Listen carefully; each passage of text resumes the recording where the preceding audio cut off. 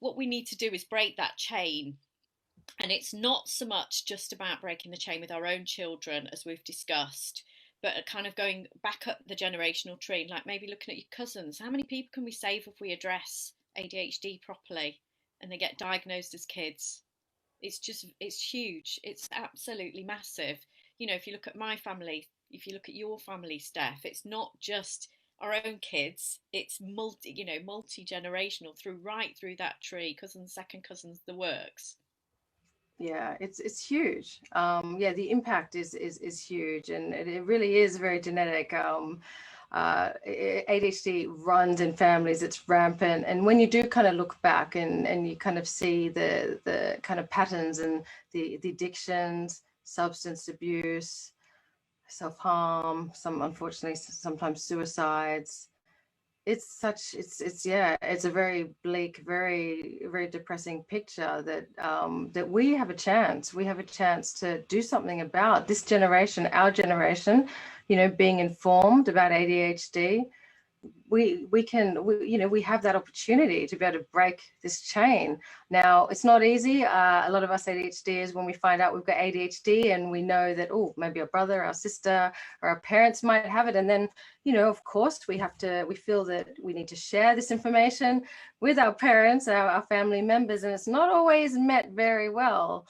And we have done a bit of work, haven't we, in ADHD Unlocked, about how to go about this, because it's really, when you can't help your own family, it can be very distressing. And actually, when it's high stakes for us, we tend to become a little bit more intense about things, which tends to put off other people, particularly our own family members, who definitely do not like being told what to do, but by you. So it's a bit of you've got to be a bit strategic about it. Yeah, and we've covered several topics that are helpful to deal with this, haven't we? So boundaries, my mum's no longer alive, but I would imagine if we were still repairing our relationship, we'd have to put boundaries in place there in order to communicate properly with her, and to kind of, I can imagine how she would take this, but also all of the ADHD knowledge and the myth busting and the communicating your ADHD to your family that we've also covered would be really, really, really helpful here. But a Yeah. lot of our members have said that their parents have been really dismissive of their ADHD.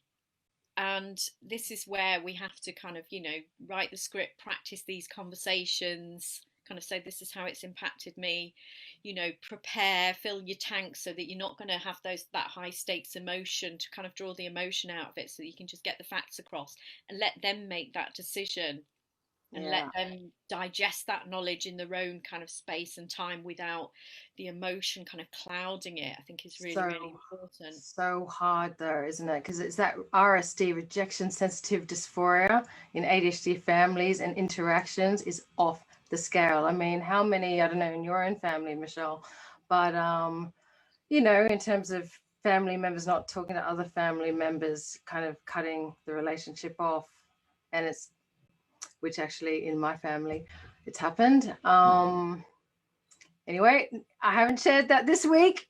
Don't want to kind of go into it right now, but actually, and this is the thing. See, out of sight, out of mind. Sometimes we don't we don't really appreciate how these things affect us and what's happened as a result until we're kind of given this space.